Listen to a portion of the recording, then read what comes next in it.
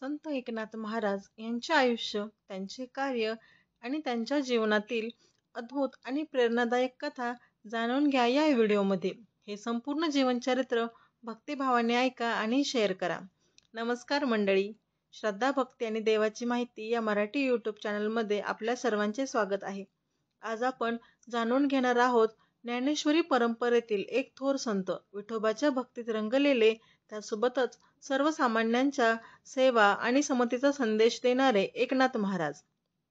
संत एकनाथ महाराज यांचा जन्म हा 1533 साली पैठण या प्राचीन नगरात झाला होता. त्यांचे वडील एकदीश्वर यांचे हे आध्यात्मिक वळण होते. एकनाथ हे लहानपणापासूनच अतिशय शांत, समजूतदार आणि जिज्ञासू होते. त्यांनी लहानपणापासूनच अध्यात्मात रस घेतला आणि भगवंताच्या नामस्मरणात ते रमू लागले. एकनाथ महाराजांना त्यांच्या जीवनात एक थोर गुरुची भेट झाली, ते म्हणजे स्वामी जनार्दन स्वामी. स्वामी जनार्दन हे महाराजांचे म्हणजेच एकनाथ महाराजांचे आध्यात्मिक मार्गदर्शक ठरले. त्यांनी एकनाथांना वेद, उपनिषदे, भगवद्गीता आणि ज्ञानेश्वरीचे गूढार्थ समजावून सांगितले. गुरु शिष्याचा हा अनमोल संबंध त्यांच्या संपूर्ण जीवनात त्यांच्या कार्यामध्ये दिसून येतो. संत एकनाथांनी भावार्थ रामायण लिहिले, जे अत्यंत भावपूर्ण आहे. त्यातील प्रत्येक ओळीत भक्ती, करुणा आणि ज्ञान आहे. त्यांनी भगवताच्या चतुश्लोकीचा अर्थ मराठीतून सर्वसामान्यांना समजेल अशा भाषेत लिहिला. एकनाथ महाराज हे पंढरपूरच्या विठोबाचे प्रचंड भक्त होते. त्यांची भावपूर्ण अभंग रचना आणि विठोबाशी साधलेली एकात्मता ही अद्वितीय आहे. त्यांचा प्रत्येक अभंग प्रेमळ, सात्विक आणि आत्म्याला स्पर्श करणारा आहे. पंढरीची वारी करण्या, मी जातो रे विठोबाला पाही. एकदा एकनाथ महाराज काशीला गंगेच्या ठिकाणी स्नानासाठी गेले होते. स्नान करून परत येत असतानाच एक प्यासी, थकलेली आणि गरीब अशी स्त्री त्यांच्याकडे आली. ती म्हणाली, मला गंगेचे पाणी हवे आहे. मी कधीच काशी पाहिली नाही. त्यांनी तिला गंगेचे सर्व पाणी दिले.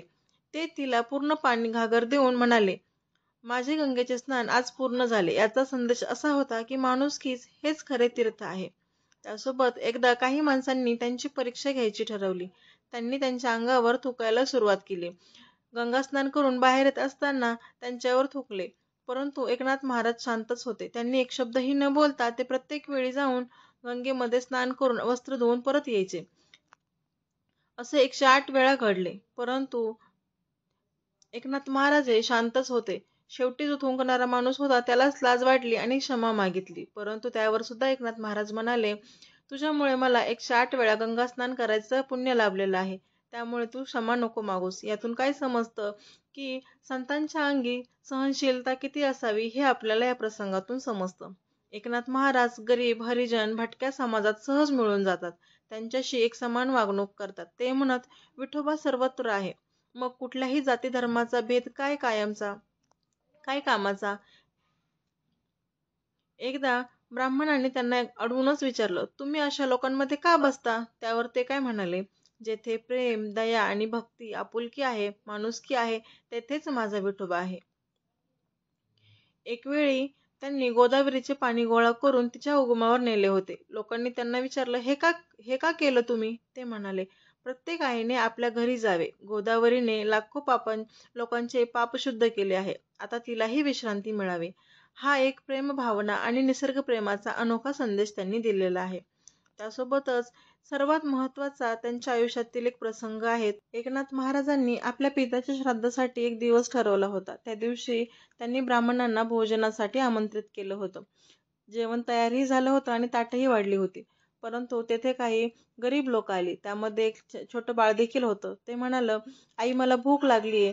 आई म्हणाली, थांब बाळा, ब्राह्मणांचं जेवण होऊ दे, मग तुला जेवण देतो.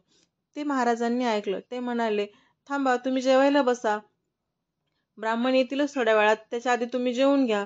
परंतु ते म्हणाले की नको, आम्हाला पाप लागेल. ब्राह्मण संतप्त झाले. त्यांना खूप प्रचंड राग आला. त्यांना असं वाटलं, आमचा हा अपमान आहे, आम्ही आता येथे जेवण करणारच नाही.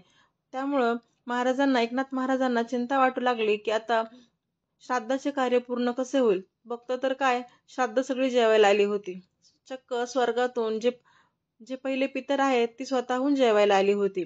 सर्व ब्राह्मणांचे आजोबा पणजोबा त्यामध्ये सहभागी झाले होते. हे पाहून आश्चर्यचकित झाले होते.